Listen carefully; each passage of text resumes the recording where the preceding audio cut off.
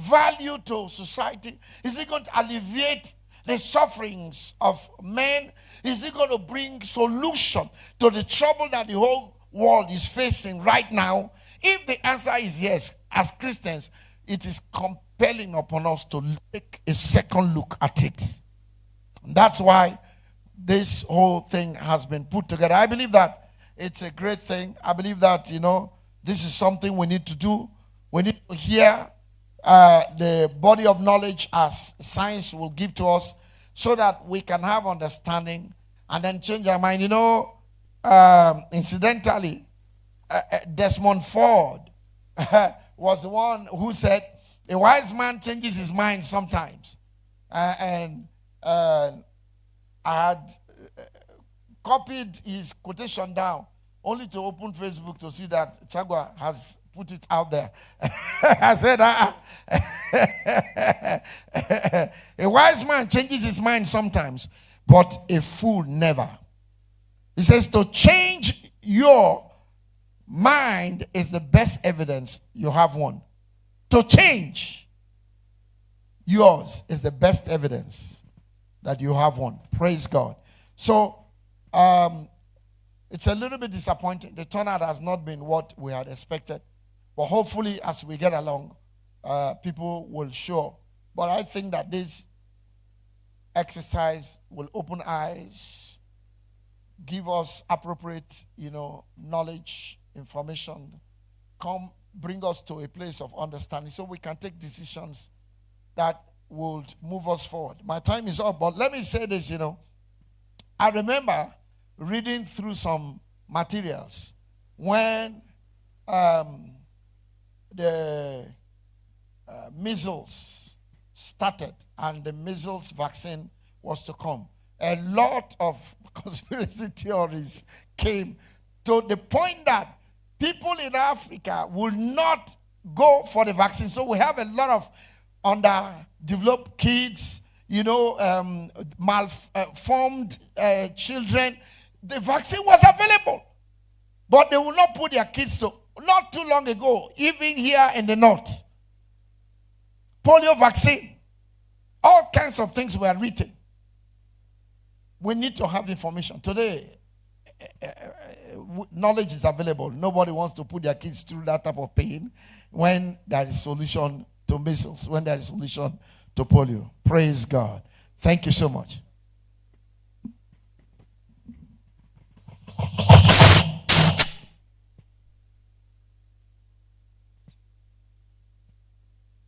Praise the Lord. Praise the Lord. Praise the Lord. In the fellowship that we have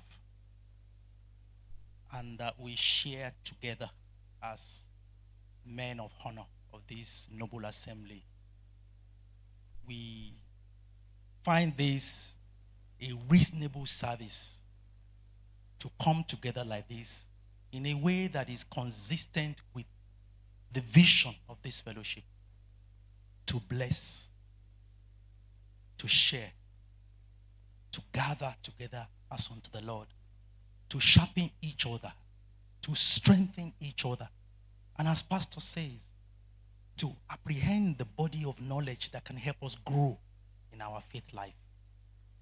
This is part of the vision that we have. This is part of the vision that has been set before us as men of honor. With this, I want to welcome us very specially to the very first activity of men of honor in a long time. When I say long time, you know what I mean. Long time, really. We didn't meet the whole of, we didn't have a program the whole of course, last year. No thanks to COVID pandemic. But we give thanks to the Lord for keeping us together through the thick and the thick of the new normal. As we all know, the COVID-19 has changed everything. The way we live, the way we work. Come to think of it, 140 million, I checked a couple of days ago, 140 million worldwide cases of COVID-19. Almost 3 million deaths worldwide. Then it tells us something, that it is not an issue that we should ignore. There was a global race for vaccines. With the global race, vaccines came. But with the coming of the vaccines, a lot of questions came up.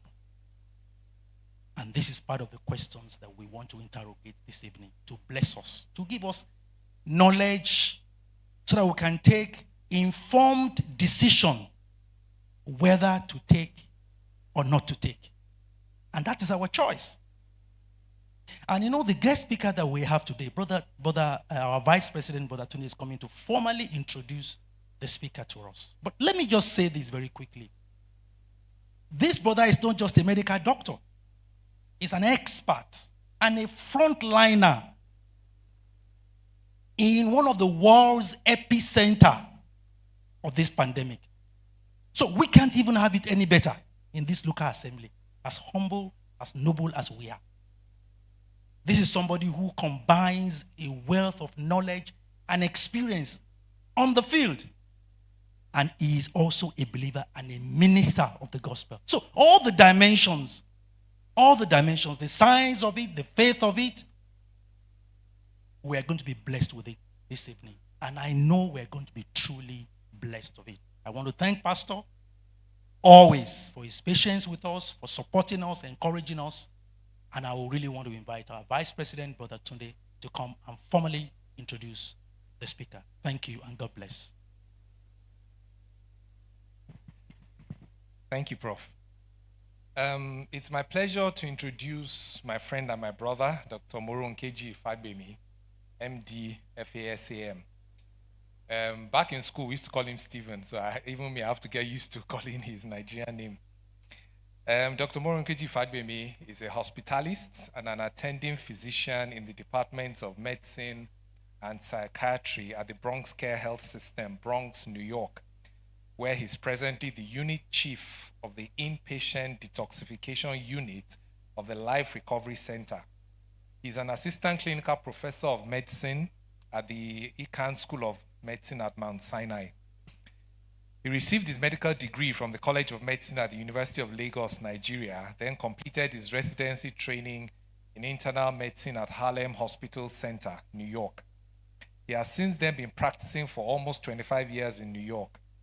Dr. Fagbemi is board certified by the American Board of Internal Medicine, the American Board of Preventive Medicine, and is a fellow of the American Society of Addiction Medicine.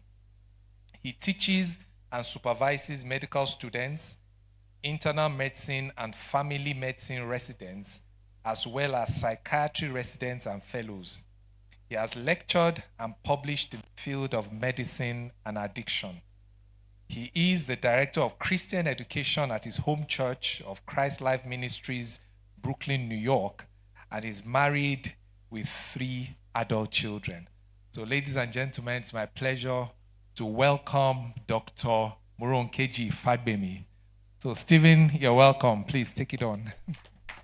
Praise the Lord. Thank you. I think there's a lot of echo. Can you all hear me?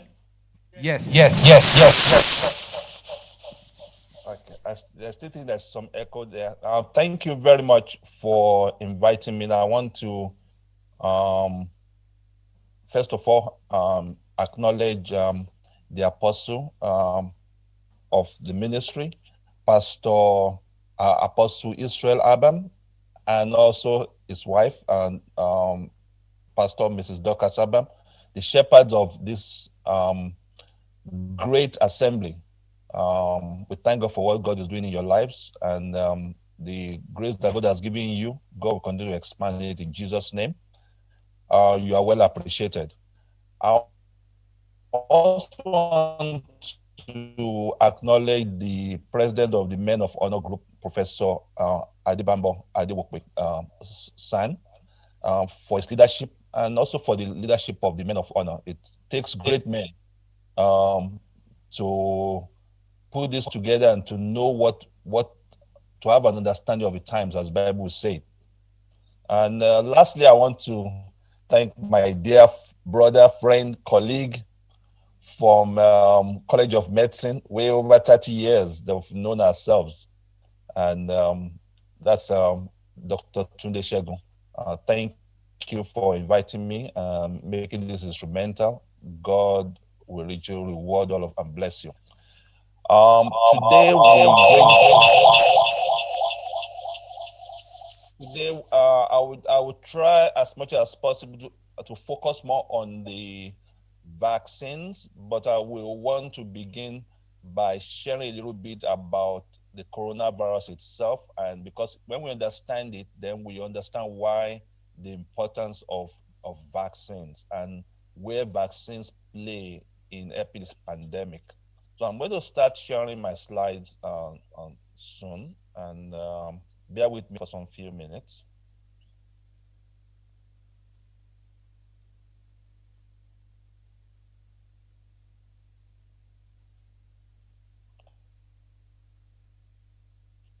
Okay. Can you see my slides?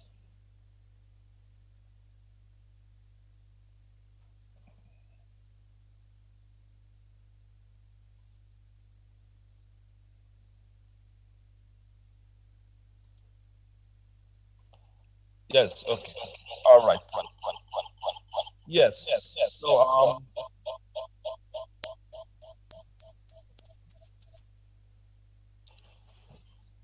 once again, I want to acknowledge all the people I've said before, and I thank you for inviting me to your assembly. This the talk today is going to be on the coronavirus and the vaccines, and it's going to be a lot of information. In fact, many of the slides, we gloss over some of the slides. They will be available to you through my friend Dr. Tunde Shegun. I will zero in on the ones that I want to make emphasis on, and so don't worry about the fact that we have all these slides within 40 to 45 minutes of talking. We have a question and answer time at the end of the talk, and I believe that with God's grace, all the questions will be answered. At the same time, I want us to understand that the talk today does not substitute for your doctor's advice. That means we want you to get this information so that even when you talk to your doctor, who is able to examine you, take the full history, um, you together with your doctor can make a well-informed decision about your health and the health of your family. I have no conflict of interest, whether with the makers of any of the vaccines or with any of the companies. So today we're going to be talking basically about 6 areas. We want to understand the presentation of SARS COVID-2, which is actually the organism that causes the COVID disease. We want to review how we can prevent it. We want to review the process of how are these vaccines actually brought into market. How do they get the emergency authorization? Is it just that a known company says I have a vaccine and then suddenly it's just put in market? What is the process of making sure that these things are safe for human use?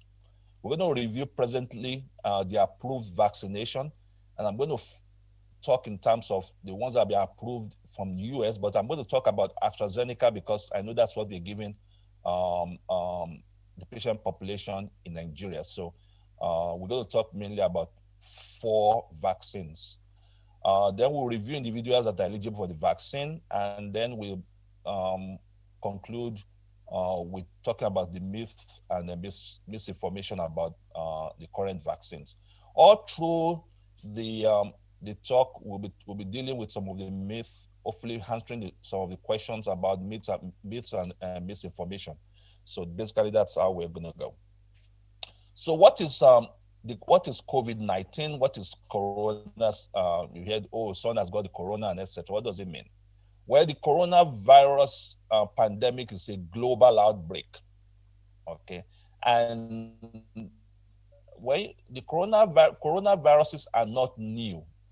They actually have been around time immemorial, but the particular variant that is causing this condition is known as the SARS-CoV-2, because we already had SARS-CoV-1 before, and thank God, with the help of God and with the scientific come together, we were able to defeat that. Now we have another strain called SARS-CoV-2, and that is the scientific name of this strain. As of April 15th, this is about 2 days ago, over 138 million people worldwide have been infected with this organism, and about 3 million souls have died. In the US alone, we had over 31 infections, and more than 500,000, about as of the 15th of this month, we had 565,000 people dead in the United States. So what's a pandemic? Well, a pandemic, we hear about pandemic and epidemic. Those are those scientific terms that we use to let us have an idea of how widespread a disease is. So a pandemic is an epidemic of an infectious disease. So when you have an infection that basically has gone out of control in an area, in a region, it's known as an epidemic. But when this infection has gone through many regions, as you can see on my screen, you can see that here that North America, South America, Africa, Europe, Asia, even Australia affected. This is known as a pandemic because it's affected multiple continents. And as of March 11, 2020, the World Health Organization declared this a pandemic because it was of the rate at which it was spreading and killing people. Within the first 6 months of declaring this a pandemic, SARS-CoV-2 killed about 1 million people. That was how drastic this infection was. In Nigeria, I know Nigeria got their first confirmed case actually on February 28, 2020, and it was from someone that came outside from the country, and that was our first taste of coronavirus. And since then, we've tried to mount different mitigating factors to help us. Why is this important for the population, our population in Nigeria? As you can see on the screen, the total cases of coronaviruses and the death have been increasing since February 15, 2020 to our present time. This graph shows from February 2020, that's last year, to about March 24th this year. And you can see the steady rise in the cases and the steady rise in the number of deaths that we're having. So it's something that we need to pay attention to, like the apostle said. And I thank God for his leadership. In fact, when I saw the assembly and the way the chairs were placed and the effort to educate the sheep about pressing situations, I was very glad about how seriously the leadership took it. And God will not let your labors go in vain in Jesus' name. So as of Nigeria, as of April 15, we have about 164 confirmed cases. The death so far is over about 2,060. And the numbers have been rising, but we believe that this is from the Johns Hopkins Coronavirus Resource Center. So they try to track the different coronavirus rates all over the world. But they believe that there may be a significant underreporting of cases in Nigeria. So even though as alarming as these numbers are, we believe that they're actually just a tip of what is going on. So far, the number of vaccines that we've had administered in Nigeria is less than 1 million, it's about 964,000 vaccines. So we have a long way to go, especially when we're talking about getting to herd immunity. So talking about pandemics, they are not new. Pandemics have always been around all through the ages. In the 1300s, they had what they call the Black Death, the plague, which killed over 24 million people in Europe. and the population of England was cut into half just by this plague.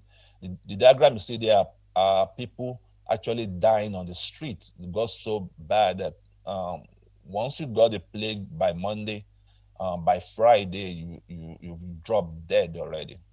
That was that bad. The next slide is talking about this, what we call the Spanish flu of 1918.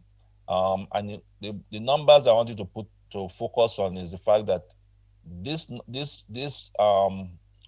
disease was affected over 500 million people worldwide and killed over 50 million people worldwide. In the United States alone, the number of deaths were over 675,000 people. And if you look at the graph here, and it seems as if it was repeating itself with this with the COVID SARS. You could see the first spike early on in 1980, and people thought, well, it was over, and they relaxed and they weren't paying attention. And then they had the second wave that killed more people than the first wave. And hopefully, and because of that, people learned a lot at a great price, but they still had a third wave because they were not still putting all the mitigating factors. And all these things are not just vaccines. We're talking about things that people need to do, and we're going to talk about that.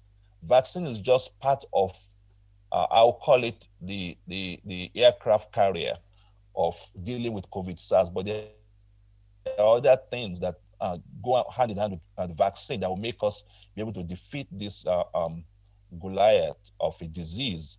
And those are things we'll be talking about also. This is just to tell you about New York City. I was introduced that one of the epicenters of the COVID was New York City. It got to a point that we're having over 3,000, 4,000 dead every day, and the morgues were filled up. What you are seeing on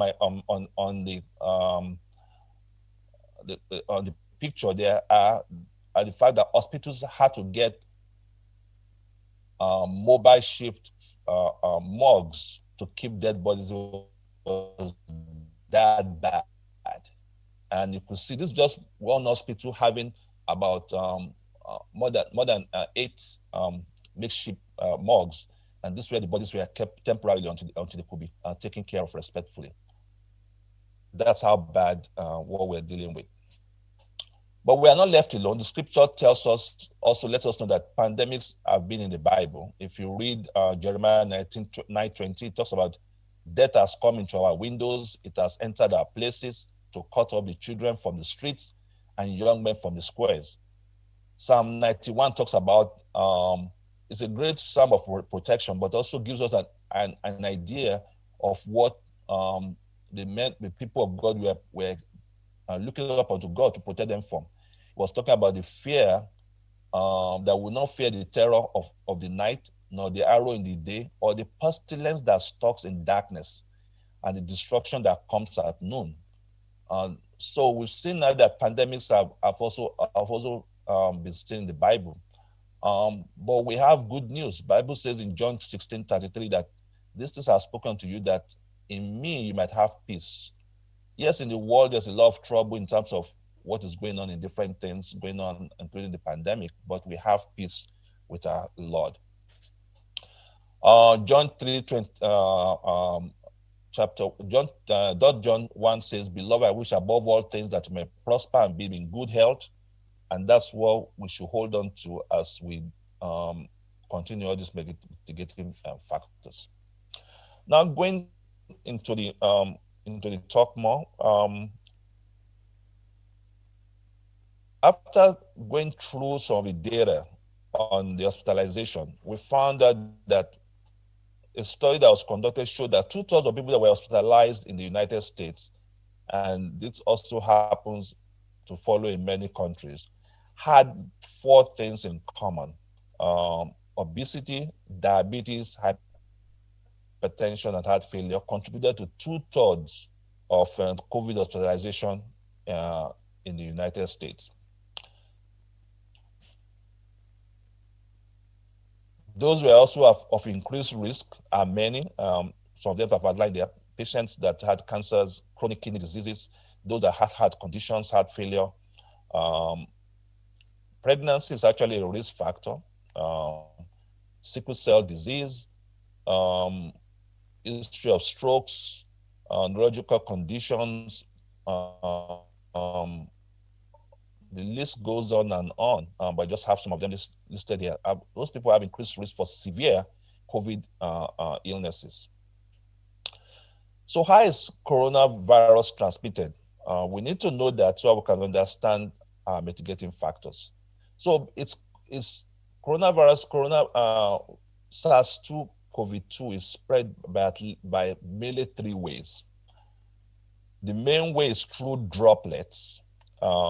These are moist particles that are let out when people speak, when people breathe in and out, when they sneeze or cough. These things are airborne. The good news about it is that most of them tend to fall to the floor within 6 feet, and that's why they tell you that you should social distance for about 6 feet. Another mode of transmission are aerosols. These are tiny particles that come out when people shout, when people sing, when people speak loudly. These ones are tiny, and so they tend to stay in the atmosphere for a long time. So based on those two, that's why we are told to wear the mask, the face mask. And for those of us in the hospital, we also wear eye protection, because the main areas where the coronavirus goes to people's bodies through what you call mucous membrane, the lining of the mouth, the nose, the nostrils, and the eyes. Those places contain mucous membrane. That's why, as physicians, we can give people medications through those areas. We can give people eye drops when they have eye infection, because it can be absorbed there. When people have certain conditions, they can get nasal spray and it can be absorbed through that medium, because it has mucous membrane, and also through the mouth. So as good as those areas are in taking in medication, they are also a port of entry for viruses and bacteria. And so you are advised to cover those areas. That's why we wear the face mask, and also stay away about 6 feet as much as possible. Have the place ventilated so that those tiny particles don't aggregate for a long time around people. They can disperse. And that's why we tell that if you can do something in the outdoors, you are better off doing it so that those tiny particles can disperse and not congregate around you. The third aspect by which is spread is also by what we call fomites. That's when people speak and those things fall on materials, doorknobs, utensils, and then someone touches them, and with the hand he uses to touch them, now takes their hands and touches their eyes or its own nose or mouth. So you've just transmitted those things to yourself. And that's why we tell you to wash your hands, or if you don't have water available, use hand sanitizer. So the reason why all these things have been said, you can now see that once you understand how it is transmitted, we can see why those things are important. Now, why is it important for us to prevent transmission? As you can see from these slides, the seasonal flu, we call it flu, influenza, has what we call a reproduction rate. That means if someone gets it, it's able to infect another person. Let's say you have 10 people around that person, it's likely to infect about 1 to 1.5 of, if possible, in that ratio. But for coronavirus, they found that the reproduction rate is about 2 to 4. That means if you have 10 people around an infected individual, that person is likely to infect at least about 4 people. And so you can see the cascade that can occur from one person, going to 4 person, going to 16, and before you know it, a whole population can be infected. And that's why that's why you have the strong effort to try and curb the spread. So we prevent, we prevent transmission by social distancing, wearing face masks, washing our hands. If you are sick, you're advised to stay home so you don't infect other people, because the disease will run its course, and then you'll be less effective later on. And if you are coughing, try to cough into a tissue and then throw it away and wash your hands after. And as much as possible at this time, try to avoid touching your face because of the fomites that you may have touched other surfaces that might have those things. So try not to rub your face, your eyes. Try not to pick your nose. Try not to put your hands in your mouth because those are ways by which you can transmit those things. Now, proper wear of face masks. Your face mask must cover your nose, your mouth, your chin, and must be well fitting. As you can see, the diagram of these individuals, only one actually wore it the right way. This person left the nose exposed. The man has the chin uncovered because what's going to happen is that people tend to touch their chin and from there move up. So you want it to and also when you cover your chin, it also makes a good fitting. This lady covered everything, but the sides are not covered. You want a face mask that is fitting. The idea is that whatever air is coming out through your nose or mouth goes through the mask, and whatever is coming out from outside filters through that mask before getting to you. That's the main idea about it.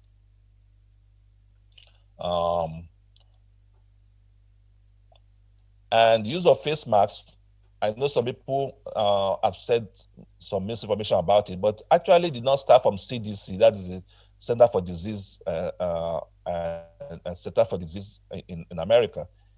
It's been in the Bible. If you open to Leviticus chapter 13, verse 45, it talks about people that are having communicable diseases, and it says that if anyone having such defiling disease, he must wear clothes, tongue clothes, have their hair unkempt, and cover the lower part of their face and cry out unclean. From that passage alone, you can see at least two mitigating factors that were told there. One is giving people early warning that I can infect you, so please stay away. That's why they are supposed to cry unclean. And then they have to wear a cover over their lower face so that they do not breathe out the disease on people or cough on them. That's the reason for that. So it has been in the Bible all this time, and the scientists are just getting to know it. This slide just talks about the fact that whatever we can do on the outside is better than being in a less ventilated area. And if you're going to do anything indoors, make sure that the place is well ventilated. Same thing about this slide, talking about the areas of low risk, things that we can do that will put out as low risk, and things that will put out as high risk. I put this slide there just to see what the effect, when we do all these things, how it can really break down the effect, the infection rate. So you could see from January 1st where the level was in Wuhan, China. And when they put in all the quarantine and the lockdown and etc., the social distancing, it brought the infection rate dramatically down. By March 8th, they had gone down to almost to a reproduction of, that means one person was not even able to infect another person. That's basically, this line is talking about one person infecting one person. When all those mitigating factors were put into action, whoever got infected was able to contain infection within themselves. And because of that, the infection rate went down dramatically. The good news about COVID is that more than 80% of patients that have it actually have it mild or moderate. It's the 20% that is the main problem, because we don't know who is the 20%. Now we have an idea of some risk factors for it, but we have always seen people that seem to be in good health that have also succumbed to this condition. And so that's why you cannot take chances. And to make it worse, 1/3 of the people may not develop symptoms, but they can carry it and be infecting people. So that's why the fact that someone looks well doesn't mean that they should not still put on their mask and put on all those mitigating factors we just talked about, which is washing your hands, putting the hand sanitizer, putting on a face mask, and social distancing as much as possible. That's because of the way the disease is spread. So the symptoms of coronavirus, just to review for us: cough, shortness of breath. People have difficulty breathing. Many of the patients I've seen, they'll tell you that it's as if someone is sitting down on their chest. They have body aches. I had someone that told me it was as if 10 Mike Tyson was beating him up. That's how bad it is. And people tell you, I don't wish this thing for my enemy. People that have gone through it in the bad way will let you know that it's not something, it's not a walk in the park. Fever can occur, and also even gastrointestinal things can occur like vomiting, diarrhea. And of course, people can suddenly lose their sense of taste and sense of smell. I've just highlighted those things here for us to see. Now, the symptoms of COVID can occur within 2 to 14 days. Most of the time, they occur within 2 to 5 days of someone coming in contact with an infected person. But actually, they could last as much as, incubation period could last as much as 14 days. That's the reason why they tell you that if you travel somewhere, they want you to isolate for 14 days. Or if you come in contact with someone that has coronavirus and you are exposed, you should stay 14 days. That's because of the incubation period. The testing that is done on the SARS-CoV-2, we have 3 main types of testing. You have the molecular one, then you have the antigen, and then you have the antibody. The antibody lets us just know whether you've had the infection before. Then you have what you call the rapid test, which is basically the antigen test. That's one that people get within an hour or within a few minutes of having the swabbing of the nose. Then the one that we use in the hospital for most part is the PCR, which is much sensitive. And those two, the antigen and the molecular ones, help us to know if you have an infection now. That's basically the difference. Why the antibody tells us if you have had infection in the past, because you need to have made up antibodies for you to have antibody serology. The most important thing if someone is found to have COVID is to know when to seek medical advice. First of all, if you have it, I advise that you contact your healthcare provider so that at least you have someone that is watching you or you can talk with. And if you start having any of this, then it's a time to seek emergency and to move to somewhere specialized soon. So if you have trouble breathing, you have persistent difficulty breathing, like people are confused, they have problem waking up, their skin is turning blue or gray, those things are telling us that the oxygen supply to the body is getting grim and you need immediate attention. I actually had a church member that was what saved his life. He had the coronavirus infection, was resting and isolating at home. We spoke with him and told him these are the things I should watch out for. And quickly, his wife was able to alert the emergency EMS, we call them in the United States, and they got him to the hospital.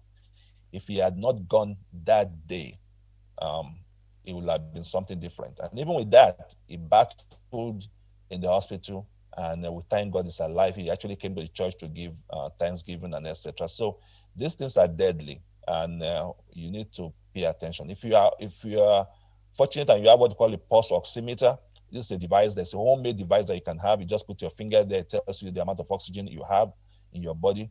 If it's telling you that your oxygen is getting lower, if it's going from 95 and above to now 90 to below 90, then it should tell you that your oxygen is getting lower and you need to get to a hospital where they can take care of you. This is an example of a pulse oximeter for those that are fortunate to have one. So the complications of COVID are various, and these are things that do kill people. It can cause heart attacks, it causes clots, it can cause strokes, it can cause kidney disease and shut the kidneys down, such that people start needing dialysis. It can cause infertility. It can also affect the immune system, and it can cause problem in the GI system. the gastrointestinal system, we call it, the liver, the gut that digests the food. This talking about apart from causing a shutdown of the lungs and the kidney, people end up in dialysis in severe cases, and more than 1/3 of people that do this, that have both a problem with their lungs and their kidney, end up dying from the data that we know. So that's one of the reasons why we want to prevent severe cases of COVID. Neurologically, it can cause confusion. Those, we call them long haulers, people that have recovered from COVID, but they still have problems, lingering problems, brain fog, like memory problems. I had a young guy that was actually in college that was having tingling sensation and numbness in the extremities. So this thing doesn't respect even age. Sometimes with the symptoms, they can have confusion off and on, and even seizures in some cases. These are lingering effects that can occur sometimes with people. The slides there are just to let you know, to see how COVID affects the age as one gets older. You can see for someone that's 5 to 17, not much hospitalization. As you move on to 18 to 49, they are 2.5 times more likely to be hospitalized. By the time you get into 50 to 64 years old, 7.5 times likely to be hospitalized, and goes like that. By the time you're hitting about 75, about 16 times likely to be hospitalized for COVID when they have a severe infection. Also, talking about hospitalization here and death, you could see that for someone that is, for example, 65 years to 75 years old, the rate of death is about 90 times what you expect for someone that is age 18 to 29 years old, which is the comparison group here. For someone that is 75 and above, the risk of death is about 220 times higher compared to this age group of 18 to 29 years old. And when people are 85 years old and above, it's even higher. So that's why it's important that even as the elderly, that they are well protected. In fact, in the United States now, many of the elderly have been vaccinated. But you can also see here that people that are in their 40s and 30s are not out of the woods at all. 10 times higher rate of death in people that are 40 to 49, if you call people that are in their prime of their years, you know. So we also, to complicate things as if the normal coronavirus is not enough, we have what we call variants that are coming up now. And that is one of the things that is bringing out the importance of us having to vaccinate people quickly, because we're having the virus mutating, which is normally what viruses do anyway. So we have the UK, the South African variant, the Brazil, Japan variant. We also have the variant from California. They're all, they find that they tend to be more infectious than the original one. And so that's the more reason why we need to even keep to our mitigating factors and make sure that we vaccinate as many people as fast as possible. This slide is just to talk about how people are treated, but that's not part of what we want to discuss today, but I just put it there. So what is the difference between quarantine and isolation? We quarantine people that we suspect are exposed to someone that has COVID, while isolation is for people that already have been diagnosed to have coronavirus infection. So that's the main thing about quarantine and isolation. You want to make sure that you are there for 14 days or at least 10 days after the symptoms have started, because it takes about 2 to 4 days for most people for the symptoms to start in the body. So by the time you are 10 days after that, it comes about 14 days. Talking about quarantine and isolation, also, like I said, it's not new. It's been in the Bible. If you open to Leviticus 13, 4 to 5 and 45, it talks about the priest, that when people have contagious diseases, the priest will look at them and see, and he will tell them to be quarantined for about 7 days. And after that, you look at them again and see if it's getting better or not. If it's not, it tells them to quarantine for another 7 days. So 7 plus 7 comes to 14 days. So this idea of 14 days is not really new. It's been in the Bible, and it has helped. Many of the laws that God gave to his people when they were moving from Egypt to the promised land were actually given to help them prevent communicable diseases from spreading as they pass through different regions of the earth to the promised land, and it served them well. And the covering of the face, we talked about that earlier. So what does close contact mean? When we talk about who do we regard as a close contact? Well, if you are within 6 feet of someone for 15 minutes or above, you are regarded as a close contact according to the CDC. That's the Center for Disease Control. If you are providing care for someone that is sick at home with COVID, you are regarded as a close contact too. Someone, physical contact such as kisses, hugging, are regarded as close contact because many times it involves the mucous membrane also, and people are able to breathe into your nostrils and etc. So it makes you more likely to have contacted the virus, or at least makes you exposed to it. If you're sharing eating utensils and drinking utensils, that also makes you a close contact. And if you are lucky that you are sneezed and coughed on by someone that has a COVID infection, then you are going to be regarded as a close contact. So people like that have to really be in quarantine. So at this point in time, we're going to watch a video that talks about the COVID vaccine, and then we talk more about the COVID vaccines. So.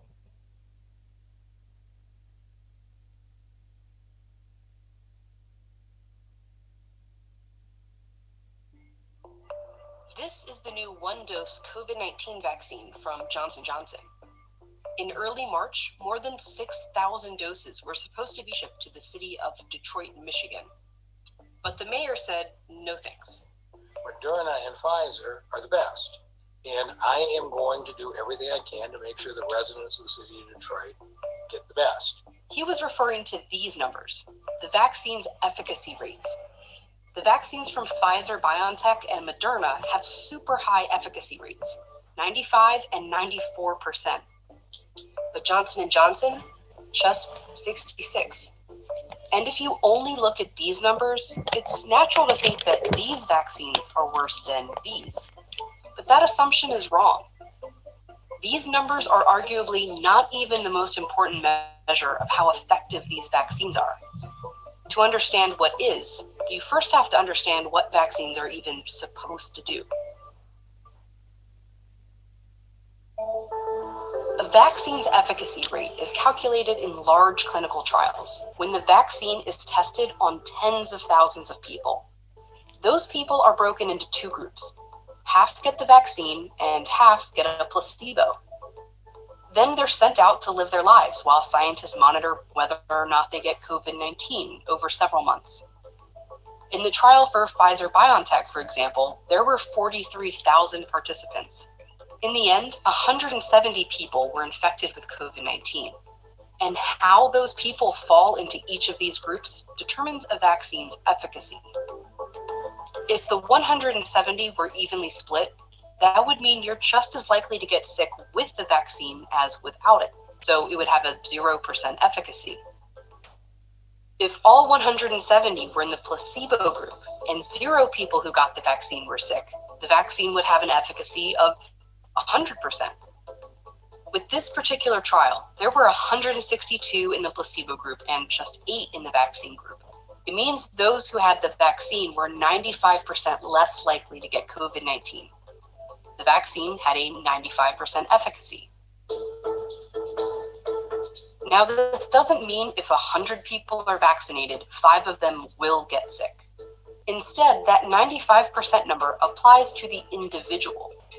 So each vaccinated person is 95% less likely than a person without a vaccine to get sick each time they're exposed to COVID-19. And every vaccine's efficacy rate is calculated in the same way. But each vaccine's trial might be done in very different circumstances. So one of the biggest considerations here when we look at these numbers is the timing in which these clinical trials were performed. This is the number of daily COVID-19 cases in the US since the pandemic began. The Moderna trial was done completely in the US, here in the summer. The Pfizer-BioNTech trial was primarily based in the US too, and at the same time. Johnson & Johnson, however, held their US trial at this time, when there were more opportunities for participants to be exposed to infections. And most of their trial took place in other countries, primarily South Africa and Brazil. And in these other countries, not only were case rates high, but the virus itself was different. The trials took place as variants of COVID-19 emerged and became dominant infections in these countries, variants that are more likely to get participants sick. In South Africa, most of the cases in the Johnson & Johnson trial were that of the variant, not the original strain that was in the US over the summer. And despite that, it still significantly reduced infections. If you're trying to make one-to-one head-to-head comparisons between vaccines, they need to have been studied in the same trial with the same inclusion criteria in the same parts of the world at the same time. If we were to take Pfizer and Moderna's vaccine and redo their clinical trial at the same time that we saw did J&J's clinical trial, we might see quite different efficacy numbers for those. These efficacy numbers really just tell you what happened in each vaccine's trial, not exactly what will happen in the real world. But many experts argue this isn't even the best number to judge a vaccine by anyway, because preventing any infection at all is not always the point of a vaccine. The goal of a vaccine program for COVID-19 is not necessarily to get to COVID-0, but it's to tame this virus, to defang it, to remove its ability to cause serious disease, hospitalization, and death. It helps to look at the different outcomes of an exposure to COVID-19 like this. The best case scenario is you don't get sick at all. The worst case is death. In between, there's being hospitalized, severe to moderate symptoms, or having no symptoms at all. In the absolute best circumstances, vaccines give you protection all the way to here. But realistically, that isn't the main objective of COVID-19 vaccines. The real purpose is to give your body enough protection to cover these possibilities. So if you do get an infection, it feels more like a cold than something you'd be hospitalized for. And this is one thing that every one of these COVID-19 vaccines do well. In all these trials, while some people in the placebo groups were hospitalized or even died from COVID-19, not one fully vaccinated person in any of these trials was hospitalized or died from COVID-19. One thing that I wish that Mayor would have understood was that all three vaccines have essentially 100% effectiveness in protecting from death. The mayor of Detroit did backtrack and said he'd start taking Johnson & Johnson doses because it's still highly effective against what we care about most. Efficacy matters, but it doesn't matter the most. The question isn't which vaccine will protect you from any COVID infection, but which one will keep you alive or out of the hospital? Which one will help end the pandemic? And that's any of them. The best vaccine right now for you is the one that you're offered. With each shot that goes in someone's arm, we get closer to the end of this pandemic.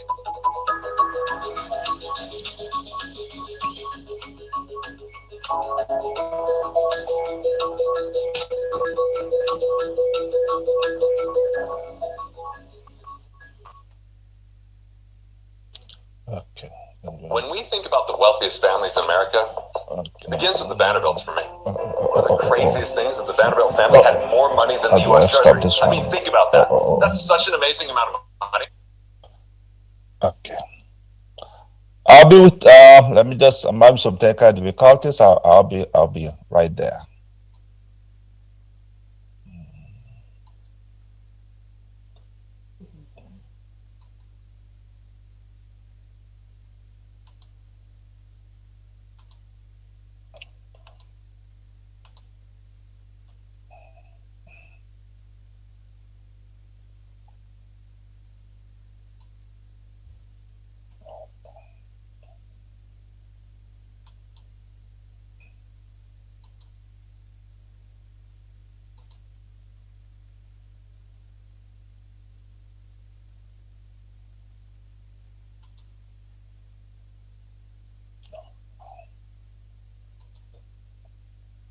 I need help.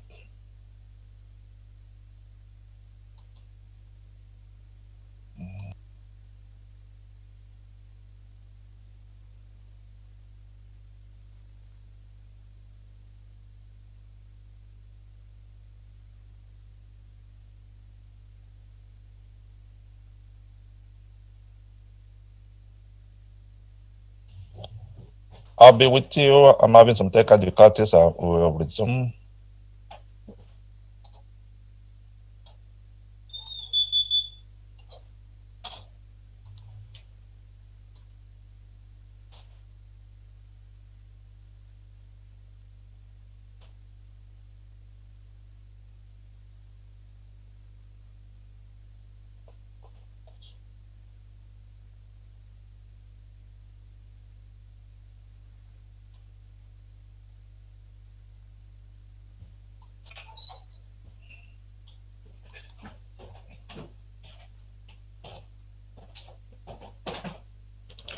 I need to get back on my slides.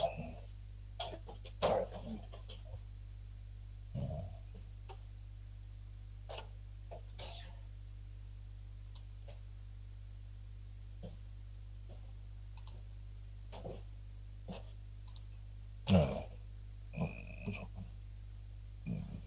Okay. That's the video I'm open. No, this is the wrong one. This is the wrong slide. Okay. Where did you open it last time?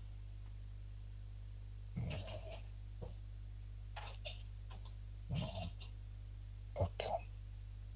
There's no.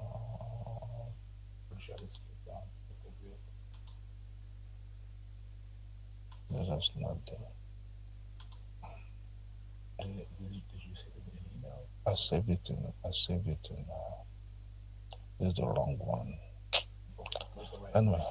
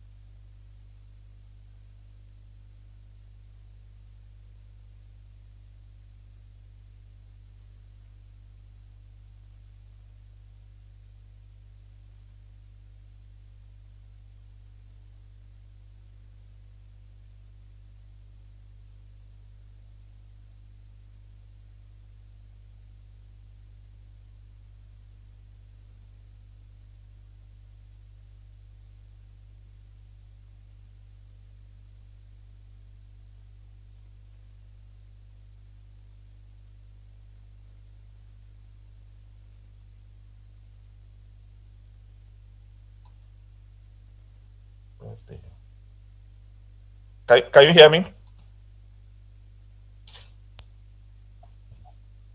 Okay. right. So yes, I haven't watched the video. Thank you. So we're gonna just talk briefly about the vaccines.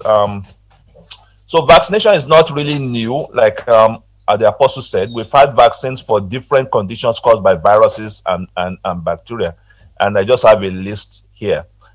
First of all, sorry for the technical difficulties. After we had that video, there's something went around with the video, and I don't know what caused on my on the computer, so it took us some time. Sorry for the break in transmission. Like I said, the vaccination is not new. We've used vaccination to eradicate many diseases, and you can see many of these things. These are things actually our kids get, and these are things that you are required to get before you even go to college, before you travel to other people's country. And so vaccination is not new. These are just pictures of people that had conditions before they were vaccinated. This is tetanus. This is someone that had mumps. This is a child being given polio vaccine, and these are individuals that did not get they unfortunately did not get the polio vaccination and had the consequences of polio. So that's one of the things that we're trying to avoid by vaccinating people, to prevent severe disease, hospitalization, and death. That's basically the aim, the end point of vaccination, is to prevent, the main aim and primary end point is to prevent complications, severe disease complications, hospitalization, and death. The secondary endpoint is to prevent systematic disease, and then to also let us recognize the fact that vaccination is not the all in all. It's just part of the public health measures to deal with these conditions. And that's why we talked a lot about the fact that we still need to put on the face masks, we still need to wash our hands, we still need to use the hand sanitizer.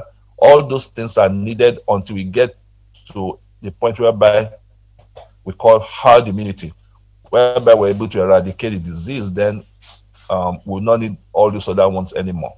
But the vaccination will lead us to where we get to herd immunity, and that's why we need to vaccinate people as fast as possible and quickly. So you'll be hearing this, maybe I've been hearing this all around, herd immunity, herd immunity. What is herd immunity? It's basically when a large part of the population becomes immune to a specific disease.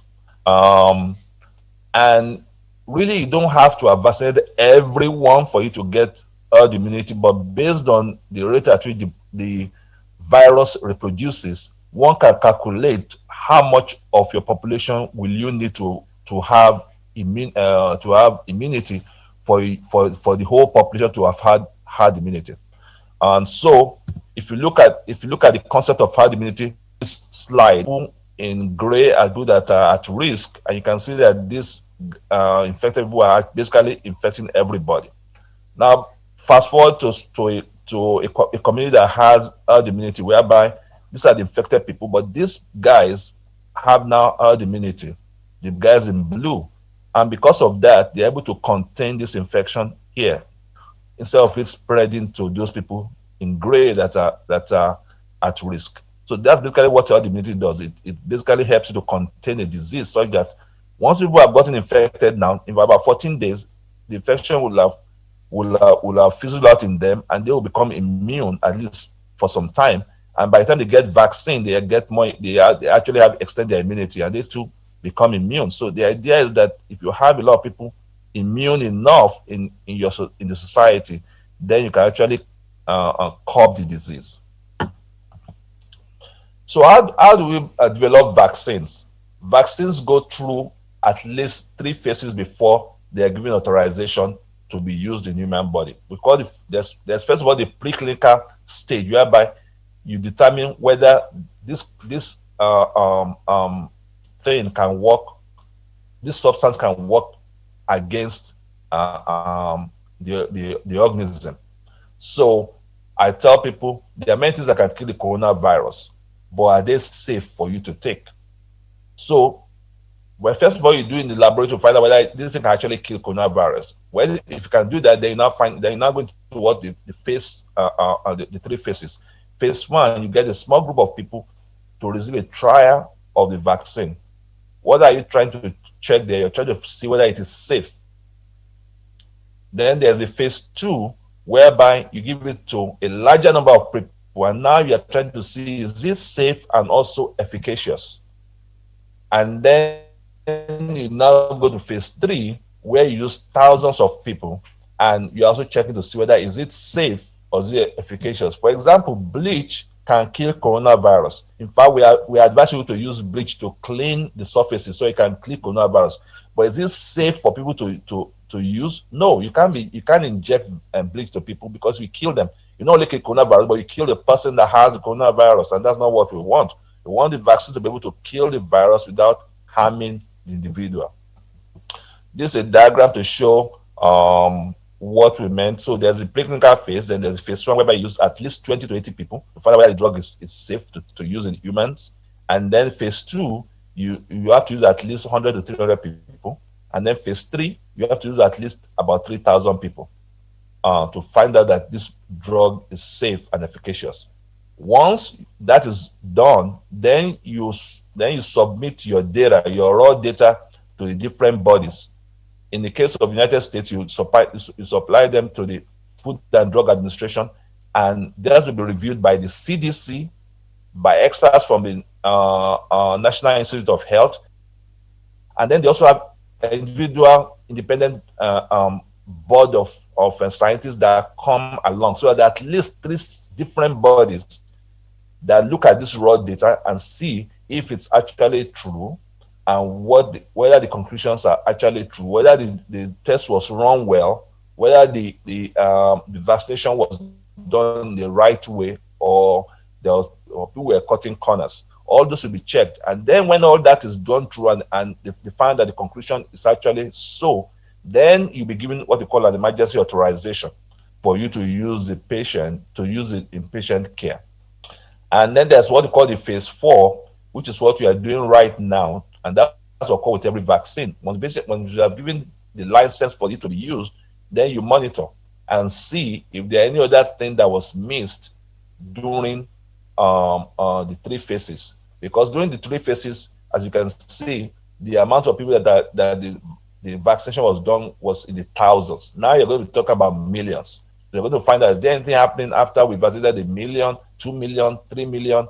Is there another thing that we are seeing now that we didn't see during the phases? That's where phase 4 comes in. So many vaccines go to phase 4 formally, which is ongoing studies after the vaccines are approved and licensed. So that's basically, in a nutshell, what emergency use authorization is. And I just described to you about what happens, obtains in the United States. These are the vaccines that we have available presently worldwide, but the ones that I'm focusing on is the 4, basically AstraZeneca, Johnson & Johnson, and the mRNA vaccine, which is Pfizer and Moderna. I'll talk more on the AstraZeneca, which pertains to be used in Nigeria. But before we go on, we need to know what it means to be fully vaccinated. So when you say someone is fully vaccinated, it means, for example, so that is 2 weeks after you receive the second dose for those vaccines that have 2 doses. So vaccines like Pfizer, Moderna, or AstraZeneca, they have 2 doses. Actually, I have family members that have received that are in Nigeria that have received their first dose of AstraZeneca. So and I asked them, when are you going to get the next one? They told me it's going to be in June. So for AstraZeneca, the second dose, you can get it as early as 4 weeks, or it can be as late as 12 weeks. In the case of Pfizer, it's 21 days. In the case of Moderna, it's 28 days in between the first and second dose. So 2 weeks after that second dose, you'll have developed antibodies enough that you'll be regarded as being fully vaccinated. But there are also some vaccines that are just one shot, like the Johnson & Johnson. 2 weeks after that one shot, you are regarded as fully vaccinated. So that's what we mean by fully vaccinated. So someone that got one is just partially vaccinated, is not fully vaccinated. So they don't have the same protection as someone that is fully vaccinated. So that we need to keep in mind with. So AstraZeneca is recommended for people that are 18 years and above. Now, when we're talking about the phase 3, we talked about at least 3,000. The multinational, multi-ethnic participation in AstraZeneca trial, phase trial, was not 3,000, was almost 33,000 people were used. And it occurred, and they did this trial in multiple continents. So they did it in South America, they did it in Europe, and they did it also they did it in Brazil, they did it in South Africa. So they use the continent of Africa, they use the continent in Europe, and they use and also South America. So you can see that they covered basically a large population of the world. And one good thing about it is that many of the variants that we are seeing now are from those areas. So if this vaccine work well there with that efficacy that it has, then you can be rest assured that even with the variants that they have now, that it's going to do the work, the primary work for which it was set for, which is to prevent severe disease, hospitalization, and death if you are fully vaccinated. The efficacy, like we said, is 79%, but as the video talked about, that's not even the main thing. The main thing is how is it against severe disease, hospitalization, and death? It's 100% efficacious against that. Like I said, also, this slide I'm just telling us about that it was done in different continents, like I said, and the results are published in the Lancet journal. So how does it work? Basically, the vaccine works. The good thing about these vaccines that they are making nowadays is that, unlike many of the old vaccines, whereby you actually take the organism and there are different types. You can either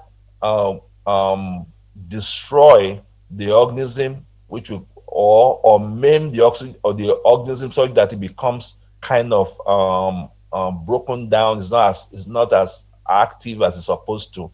We call it attenuated vaccine. The thing about attenuated vaccine is that the virus is not actually dead. It's just like, I'll put it, near unconscious, but it's not dead. Now, if you put it in the body of someone that has a low immunity, even because it's not dead, it might be strong enough to still cause disease in that person. So that's the danger. And that's why also when they give attenuated vaccine, they tell you, make sure that people are not pregnant, because pregnancy, people tend to have low immunity. Okay.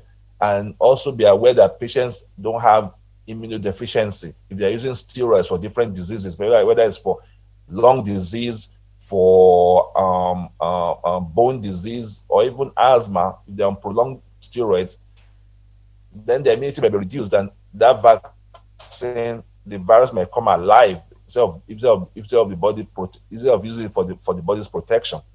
But in this new vaccine, you don't actually need to use any of the coronavirus. What happens is that you actually get the genome, which can be read now. We have a way of reading genome of any organism in the world right now. You get that genome, you put it in a modified chimpanzee virus, which doesn't cause any disease, and that is injected into the person. When that gets into your body, what happens is that the body reads the genetic code and produces the spike protein, because the spike protein around the coronavirus is what it uses to attach to cells and infect people. That's where the immunogenicity is. So when the body reads the genome, it produces those spike proteins. Once those spike proteins are produced, then your body recognizes that there's something foreign in me and starts making antibodies against it, and wakes up all the cells. Both we call them T cells, B cells. I have them here. So we have B cells in your body that wakes up, and those ones start producing antibodies. Okay, and then some of them also recognize this and go into memory, so that if there's any infection that comes later on, whether it's in weeks, in months, they are ready for it. Now, the ones that make antibodies, those antibodies attach to, if you happen to come in contact with coronavirus, those antibodies will attach to the coronavirus. And once they attach to it, they make it ineffective as a virus. Not only that, we have what we call cytotoxic. Everybody has cytotoxic, what we call killer cells. Those cells, they too also are informed about this foreign material. And so when you come in contact, when you're fully vaccinated, when you come in contact with coronavirus, if it happens to come to your cells, this cells are going to attack those cells and kill it. So that before the virus is able to get any foothold in your body, it's eliminated. So these are the things that the vaccine does for the individual. It makes sure that it teaches their warriors to be ready for any onslaught of infection in the near future. Does it work well against mutants? Like I said, many of the trials for AstraZeneca was done in these countries where some of the mutants are coming. So that's even the more reason why it's a good vaccine, and it does its work as to preventing severe disease, hospitalization, and death. What are some of the things that people get after being vaccinated? I actually asked my dad. He's gotten his dose, and my mom, and also family members. And basically, he said there was nothing. He just had some soreness in his arm. But from the different phases that we've done, they aggregate all the things that have happened to people after getting the vaccination. And these are the most common things that people do have. They might feel tired, a little bit fatigued for 1 or 2 days. They might feel chills. They might feel some little headache, joint pains. Now, many of these things are because your immune system is working. I tell people, when you have those feelings, it means that your immune system is working. It's recognizing that there's something foreign that it needs to work on, and that is good. Okay. Now, these feelings usually end in about 72 hours. Most people, in about 36 hours, it will have ended. For those that have 2 doses, you find that the second dose, you might have it lasting for about 48 hours, but definitely not usually more than 72 hours. I've had my vaccination, and my second dose, I had a little bit of some chills and some fatigue, but all that fizzled out. That actually occurred on the second day and fizzled out by the end of the day. I didn't miss work. I went to work. It wasn't anything debilitating at all. Things you can do is you can apply, if you have soreness, you can apply a cool, clean, wet washcloth over the area, and then just exercise your arm a little bit. Drink plenty of fluids. If you have some little fever or chills, and dress lightly. Like I said, these are things that are common side effects of the vaccine, and they should fizzle out in 72 hours or less. Most people usually a day or 2 at the most. So some questions about AstraZeneca. Does it will it make people infertile? Well, no, it will not make you infertile. Actually, coronavirus can make people infertile because it can affect the gonads. Like I said, these vaccines don't carry the virus, so they will not going to affect the organs.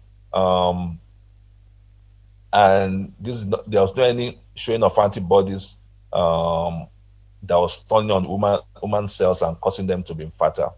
Most of the vaccinations, when they were doing the phases, they tried to eliminate people that were pregnant, but some of them actually got pregnant during the phase trial, so they left them in. And those people, some of them have delivered, and we actually have data about their cord blood cells and also the blood from the babies. And as I'll be showing later on, these babies actually, some of them actually have developed immunity from the mother. So the mother was immune, and now the baby too, it's passed on to the babies. So basically, nobody was having miscarriages because of the fact that they were vaccinated. They carried their pregnancy through. Why 2 doses for some vaccination? The first one is like a primer, and the second one is to get your immune system. Like I told you earlier, when the vaccination is given, it not only gets your T cells and B cells functioning, but it also gives them a memory of the virus, because you have the spike protein developed, and so they are ready. And so the next time they give you the second vaccination or the second dose, your body is kind of like ready for it and says, oh, we recognize this one. We recognize this spike protein now. And basically comes a little bit of food charge. And that's why many people tend to have more fatigue and some chills with the second dose of the 2-dose vaccine. Will AstraZeneca make me paralyzed? Well, there was a time that people thought that AstraZeneca was making people was causing Bell palsy, but when they looked, and that's why it's nice to look at the data and also look at the phase trials. If they found that actually there was the incidence of the Bell's palsy was not different from what was the normal in the population. So things that are normal in the population will still go ahead. The vaccination is to prevent you from COVID. Okay, it's not going to prevent you from other conditions that has nothing to do with COVID. So there's a known amount of Bell palsy that occurs in the population, and you want to see whether there's an increase over that when you start the vaccination. That's basically what you are checking for in the phase trials. And they found out that looking at the phase 1, phase 2, phase 3 trials, there's no increase in the amount of Bell's palsy with the use of this vaccine. In some instances, they actually found that to be lower in those that were vaccinated, but we won't say because of that AstraZeneca prevents from getting Bell palsy. What we can just say from that is that it does not cause any increase in Bell's palsy. Basically doesn't affect it. Can this vaccine cause blood clots? Yes. They've been found some association between a rare blood clot in some individuals. And that was what caused the pause in some states, in some countries using AstraZeneca. But they've now gone to look at the data and they found that this is actually a rare occurrence. They had 86 cases in about 25 million vaccination. So if you look at it, it's like 0.0003% occurring. And now we also know what someone should have that we know what they can present with. So the issue is actually to let people know about this and to look out for any symptoms that might be suggestive for that. That's way out from what is the normal thing you expect from vaccination. But I haven't gone through the data.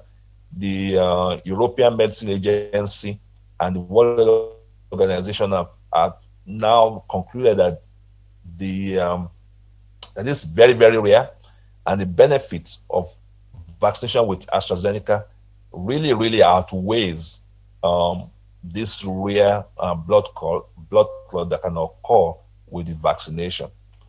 So these countries have resumed.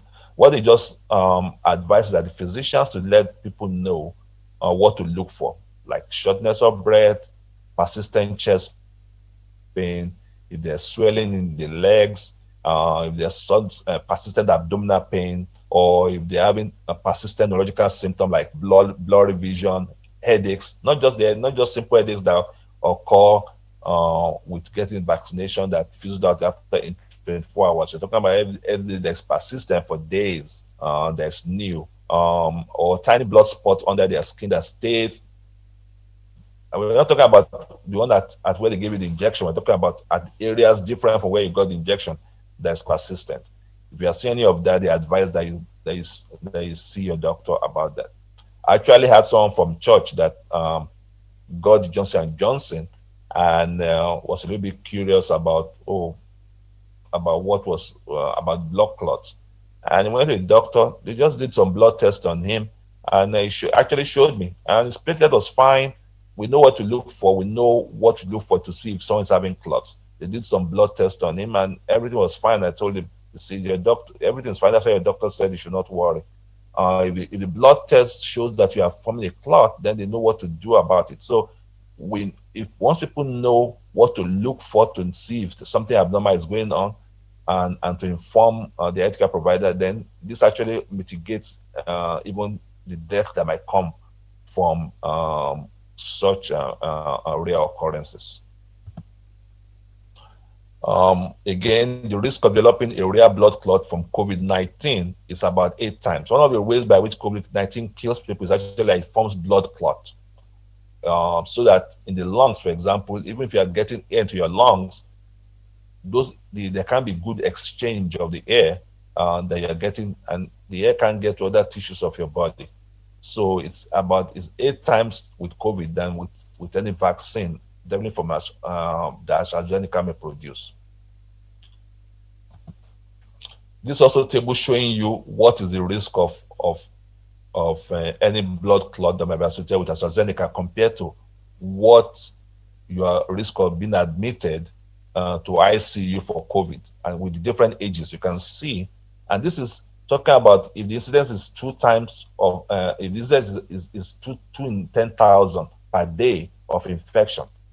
Many countries have it more than this. In the United States right now, we are ranging about 60,000 cases a day of infection. That's a large amount of infection. So are many countries. In fact, some countries went on lockdown because of that. So if you're having that high number, your chances that you're going to have a lot of people in the ICU and in the hospital with severe complication and even death is high enough that compared to any risk of rare blood clots, it justifies why you should be having the vaccination massively on the population.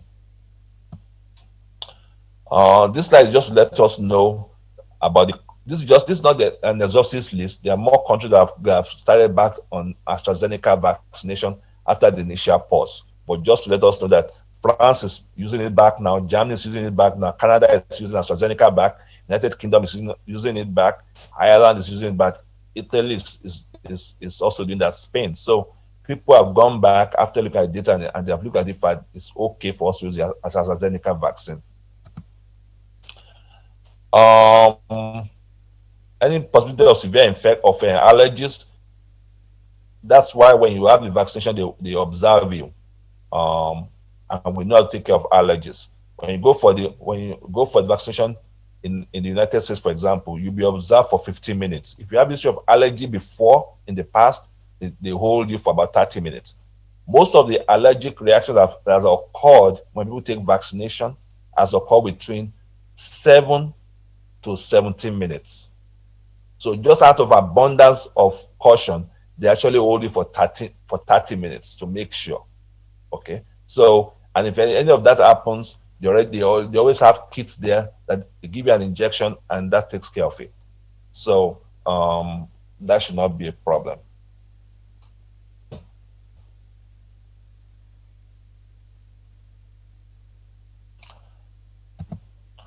Will AstraZeneca change my DNA? Well, based on what I just talked about, AstraZeneca should not be changing your DNA.